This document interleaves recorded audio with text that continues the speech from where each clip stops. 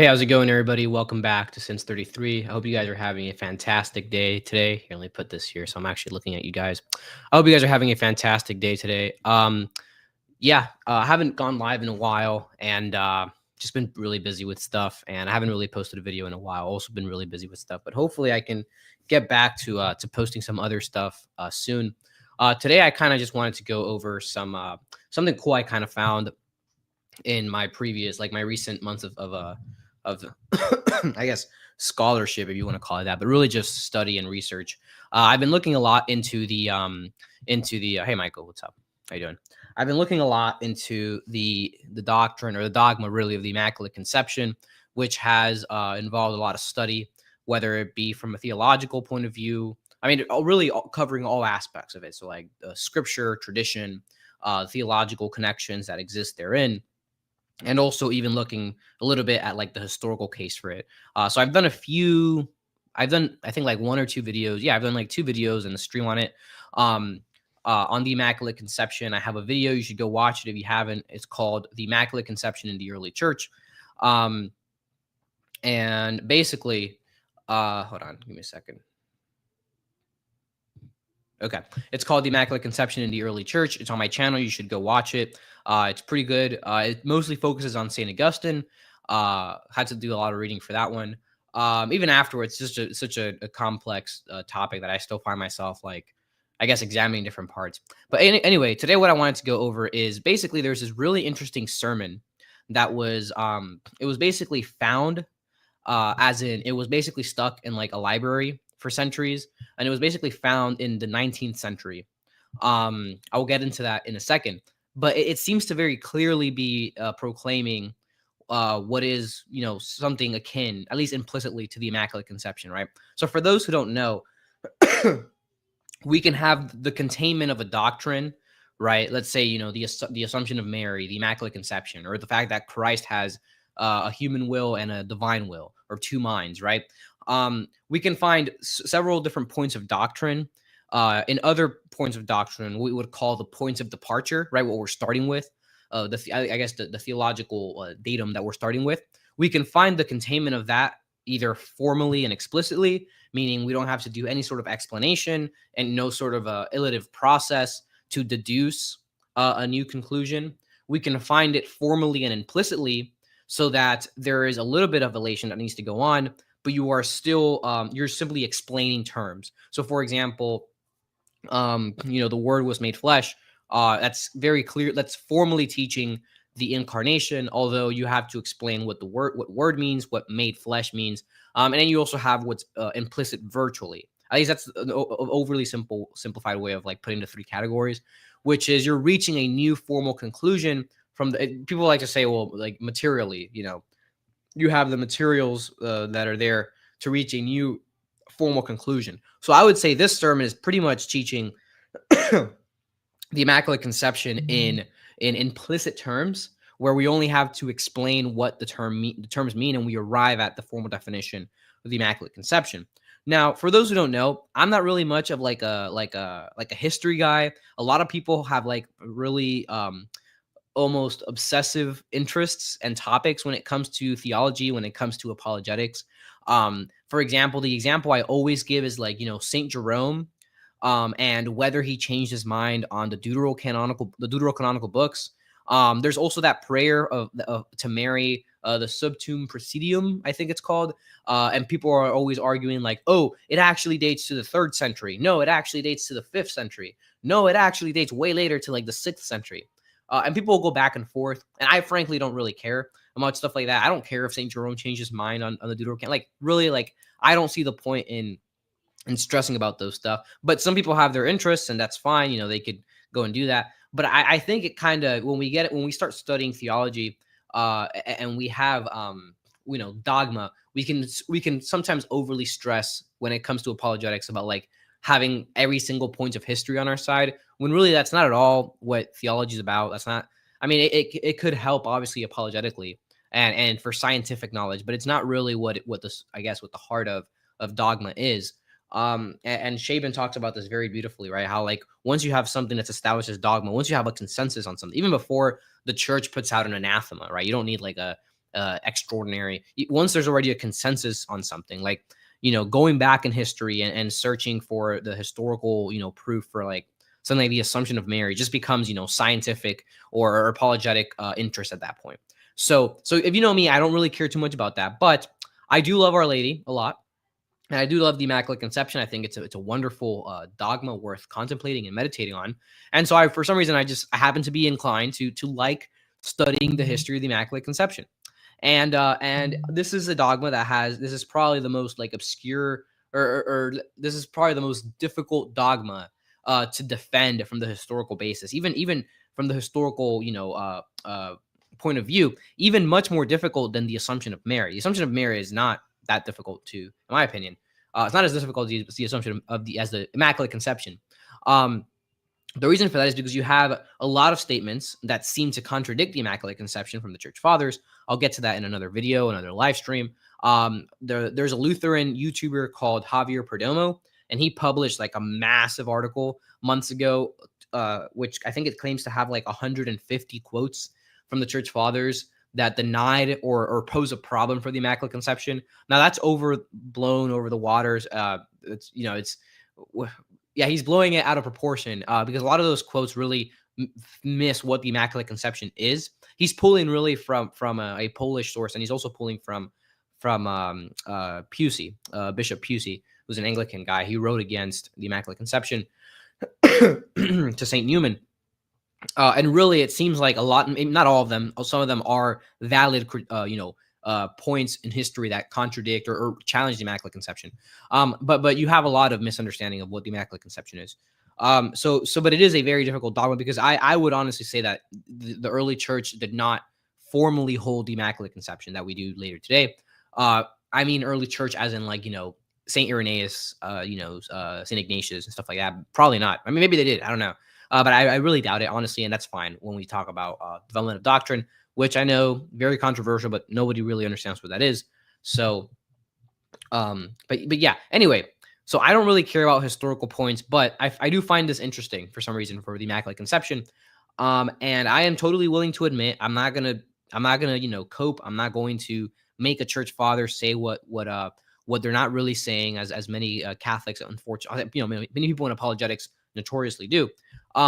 So I'm fine conceding that, many church fathers, a multitude of them, I wouldn't concede that they contradicted the dogma. I think people who argue that way don't really understand exactly what the dogma is getting to. But I would say that a lot of them were just clueless, you could say, maybe. They just were not actively and formally holding to the Immaculate Conception. But this sermon is really interesting. Now, I promise I'll shut up and I'll just get to the sermon stuff. It's really interesting because this sermon, actually, we'll just get into it. So I'll share my screen. And this basically took me, I am pretty busy, so I don't just do theology stuff. I have stuff to do. I have a life. So this took me a few weeks, months, whatever. I was on and off kind of researching this. And this is what I could gather on this sermon, right? So this sermon is very good, I guess, historical. Hold on. So basically what I'm getting to is, long story short is, even though I don't think that we have to find historical evidence back to the 1st century for every dog, like, it's ridiculous. I think this could be a good apologetic tool or a good apologetic, points. It's something worth maybe contemplating even in prayer. What the point that that this sermon makes. So that's why I am presenting this. And I also went a lot of work went into this. There was basically like this book that I wanted to find that was like really old, published in Rome, like almost 100 years ago. Couldn't find it online, and I had to like reach out to like libraries in Italy that had it, so they could send me photo scans. Which, by the way, libraries in Italy are much more helpful, from what I can tell, than like libraries in America. If you contact a library in America from a university, they're like, oh, you got to send in a request online. Sometimes they'll even make you pay and stuff like that. And the Italian libraries would just send you stuff like that. They just sent me the scans in like overnight. It was amazing. Anyway, let's get to it. So there is a newly found sermon. Okay, the title that it's listed under is called "On the Gospel Where the Lord Made Water into Wine." So clearly, this is talking about John chapter 2. And the wedding feast at Cana, in which our Lord does turn water into wine, right? And we also know that Our Lady is there, right? It says the mother of Jesus was there, was invited, and so was Jesus, and he took his disciples, right? So originally, this sermon was attributed to St. Augustine. So it comes down to us in the manuscript tradition under St. Augustine. And when it was first discovered again, in the 19th century. It was believed to be by St. Augustine for a while. It consists of 7 paragraphs, although the non-critical version, right? So critical edition just means, good scholars took all the info that we have, all the data that we have, they put it together, and they produced a more reliable version of the sermon. I guess you could say that's what the critical edition is. So the non-critical editions are going to have 6 paragraphs / chapters, whatever you want to call them. The newer critical edition, which we'll get into later, has the 7 paragraphs. It has an introduction that the other ones lack. So it was first published, it was first found by Cardinal Angelo Mai. So Cardinal Angelo Mai, he's on the right over here in my slide, and he was basically put in charge of several libraries in Italy. First, it was I think it was the Ambrosian Library, and then it was some other library. And he was basically, he dedicated himself to rediscovering and republishing or just publishing works that were basically unknown to the public beforehand. Not just theological works, not just church fathers, but even stuff like from Cicero, right? Or like other Latin classics and stuff, or classical authors. Okay, so he first published this sermon, again, originally attributed to St. Augustine in Specialegium Romanum. I think I pronounced that right. Volume 8, in 1838. It's a very short sermon. Again, it's like 6 to 7 paragraphs. And then he republished it again in his other work on the New Library of Church Fathers in 1852. So the first time it was under sermon as Sermon 3. The second time he published it as Sermon 118. It's just the way it happened to appear in the ordering. And then Mignet. So if you're not familiar with Mignet and the Patrologia Latina Library, the Patrologia Greca, I think it's pronounced, the Greek Patrology and the Latin Patrology. Basically, Jacques Paul Mignet was a French Catholic priest who devoted himself in the 19th century to basically systematically publish the fathers, in a sense. It's not a critical edition, so since then, many critical editions have been produced that have corrected Mignet's work. But I'd say, like a good, maybe, I don't know, this could be totally off. 70-80% of Mignet is good and accurate, maybe a little less, maybe a little more. But my point is that Mignet also published it under PL 47, columns 1144 through 47. Okay. And he also published it as Sermon 3. So obviously it's not like St. Augustine's third sermon. They didn't think it was back then, but it's like from the newly found sermons of St. Augustine, they published it as his third newly found sermon. But it's not actually St. Augustine. We'll see. So later on, shortly after Cardinal Angelo Mai published it, you had Dom Germain Morin, who was a Benedictine priest. The Benedictines are known for their critical work, their critical scholarship, especially the Marists. I've talked about this in the past before, but the Marists dedicated themselves in the 17th and 18th century to basically, they did a lot of critical scholarship, a lot of work, and they set the foundations for future critical scholarship and future work. Even the modern day,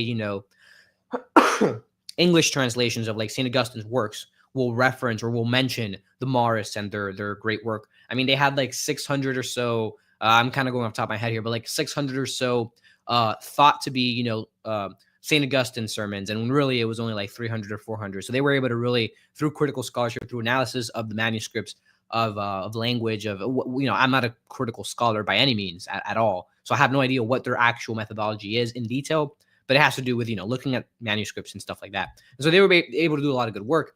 The Marists did not actually attribute this to St. Augustine, the sermon, but later on, Dom Germain Morin, who I don't think he was a Marist. I don't think he was a Marist. But he was a Benedictine priest, and he listed it as certain or as authentic, authentically St. Augustine, in his work on St. Augustine's sermons found after the Marists. So it gets a little weird there, but basically, some important things to know about the sermon. And by the way, guys, you guys are. We have like 20 viewers right now. Make sure we have at least 20 likes. Like the live stream if you're watching. Like, just leave a like right now. Leave a comment, whatever it is for the algorithm. It helps out. I don't expect this to be a long video. I'm just literally just trying to record my work somewhere, record my research on this. But yeah, basically the manuscripts contain a few hiatuses that were, Mignet publishes it, and so does Cardinal Mai. They talk about how they had to do like they had to use like chemicals to retrieve some of like the text that had like faded away a little bit or something like that. But there were some parts in the sermons that they just couldn't rescue pretty much. but yeah, so Dom Germain Morin, he was after Cardinal Mai. He also republished it or affirmed it as being authentically Augustinian. And it was also referenced by by Father Matthias Joseph Shaban and Father Christian Pesch in their treatments of the Immaculate Conception. So this is read as, oh, thank you very much for the super chat, Michael. So this is read. Yeah, I will definitely use this for a McChicken.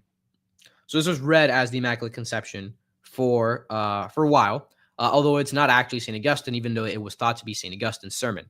So now we get to the critical scholarship. So the critical scholarship, the latest one I could find, if someone has, if there's somebody watching who knows more about this than I have, I've honestly haven't found anybody like who cares or who really looked into this online. You can let me know if there's a more recent scholarship. But basically, the Latin fathers key of the patristic key of Latin fathers, you could say, right? Published in 1995, lists it no longer under St. Augustine, not even pseudo Augustine, but pseudo Quod Deus. So Quod Deus was another, he was either a bishop or a priest. I'm not remembering right now, but he was a contemporary of St. Augustine, although I believe he outlived him. And he was also in North Africa. So he was an African Christian, African Catholic, but not obviously not St. Augustine himself. And we do have authentic works of Quod Deus, but this is neither an authentic work of Quod Deus or St. Augustine. But it's listed as being more in line with we know it's African. We know it's an African sermon, and we'll get a little bit more into that later. We'll get more into in the next slide. We'll get more into like the manuscripts that we have that record this sermon. Originally, it was thought to be just two, from what I could tell, according to Cardinal Mai. But Father Andre Wilmart is the most latest, and again, he's a Benedictine priest. It has done the most recent critical scholarship on this. And he, oh, by the way, thank you, Sam Bennett, for the super chat. I appreciate it. It helps out a lot. You have no idea how much it helps out. Really, I love it. So thank you. Where was I going with this? Yeah, so we'll get into how many manuscripts there are, but basically Father Andrew Wilmart lists four. Previous scholars like Dom Morin thought there was only two, I believe, or maybe it was just Cardinal Mai. Cardinal Mai definitely lists only two. I'm not really sure what Dom Morin was able to find.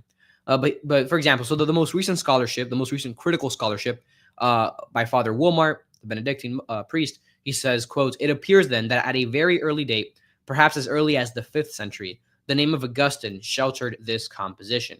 Okay. He says this he basically wrote a critical short, it's very short, study of this in the review. This is like French, I don't know. Review Benedictine. I can't read French, but it's the Benedictine Review. You can imagine what that means. And those are not the right page numbers. That is definitely not those are not the right page numbers. So I am going to just quickly stop sharing and fix the page numbers there. That was a typo. Sorry about that. Really, it's like page 1 to what? Like 15 or something? Whatever. Who cares? I'm not gonna worry too much about it. You can actually find it very easily on Internet Archive. But yeah, I won't worry too much about it. So view slideshow. Let's share a screen again. Yeah, sorry about that. We all make mistakes, but that was a typo. It is not in those pages. So the last slide before we get into the actual sermon. Something to note is that this sermon was given to several people. It wasn't just like a private letter. It wasn't. It's a sermon, right? So it's obviously going to be given to several people. But it was given to other clergymen. Now, how do we know this? We know this because the sermon addresses in the beginning, venerable in Latin. It says venerable fathers and brothers. Right now, if they're given a sermon, they're like at least a deacon, but maybe probably a priest or maybe a bishop. And if it says fathers, then there's some sort of superiority going on there. So maybe an archbishop or just a bishop.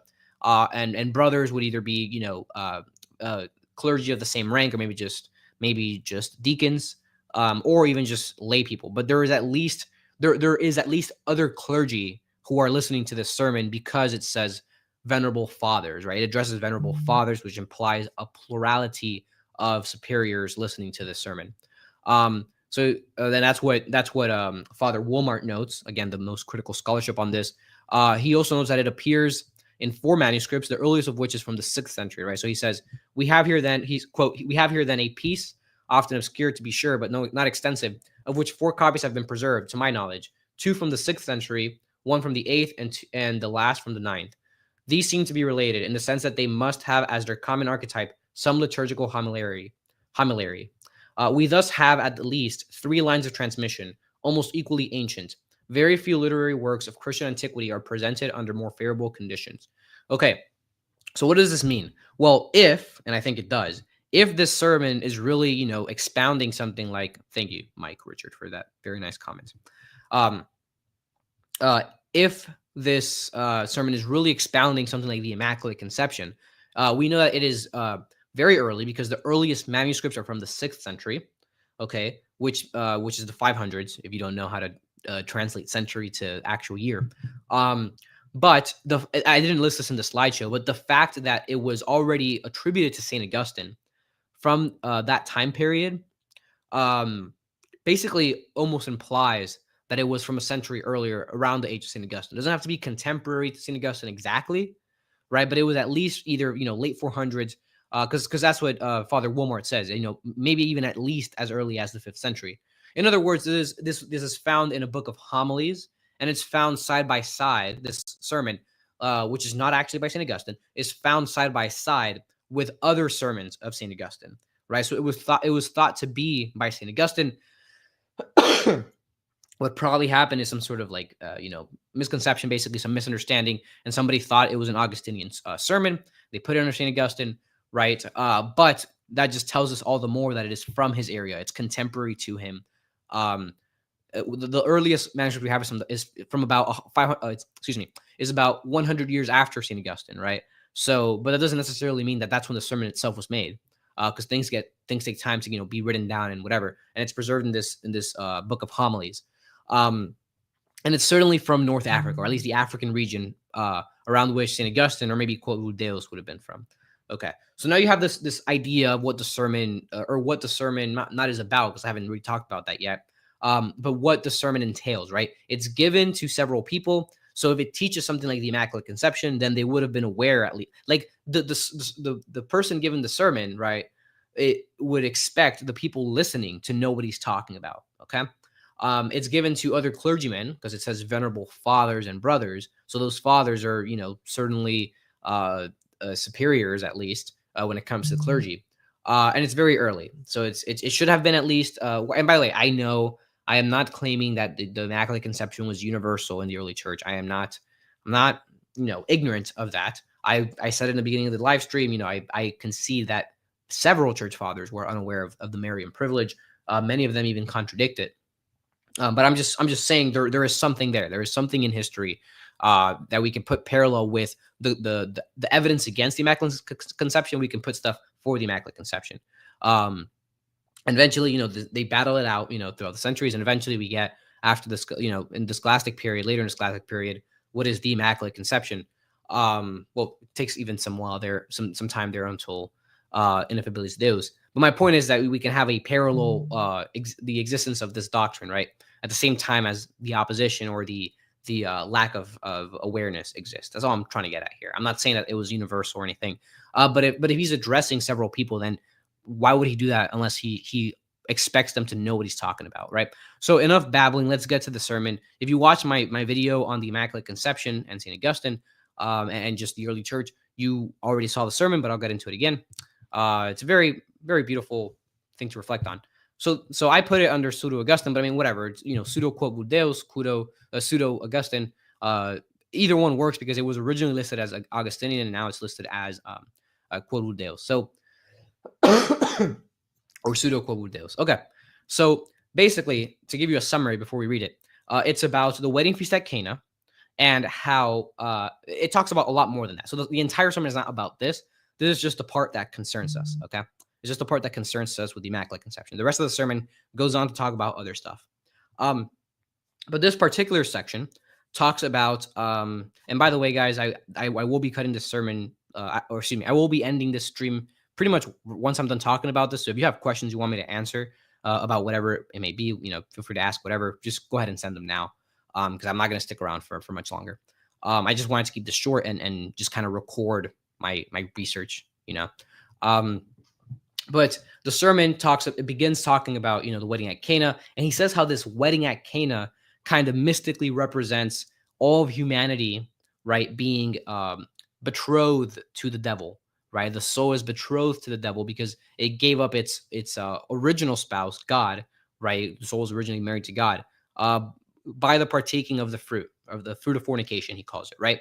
So very clearly talking about original sin. All of humanity is celebrating this wedding that they have with the devil, right? This sinful pact, the sinful union. Okay. And he basically says that Our Lady is present at this wedding, right? So she's present at this wedding. What is this wedding doing? Well, they're celebrating original sin, pretty much. They're celebrating union with the devil, right?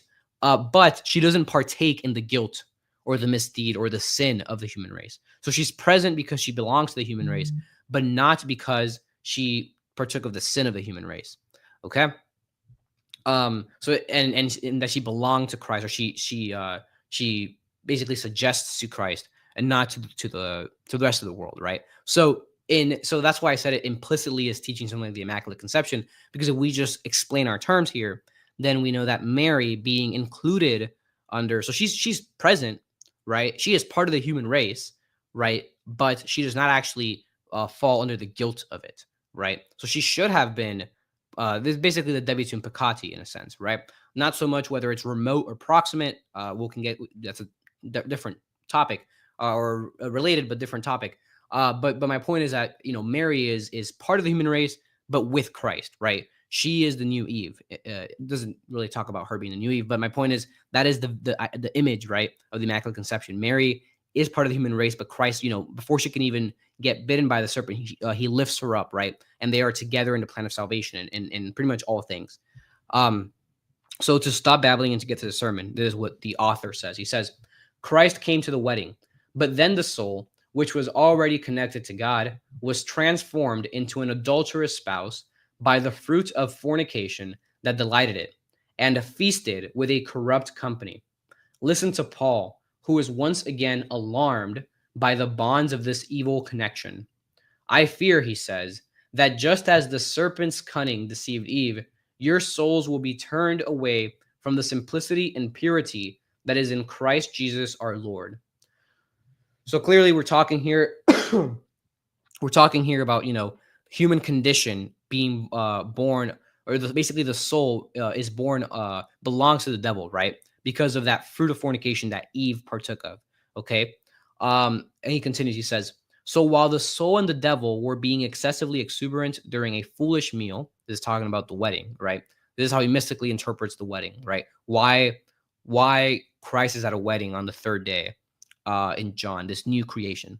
He says, after Jesus had been invited, they lacked wine. But the mother of Christ, who shrank from accompanying that shameful meal, so she rejected that meal. That, again, this meal is that fornication with the devil, that union with the devil, rejecting the union with God, right, of the soul. So she shrank from accompanying that shameful meal. She rejected it.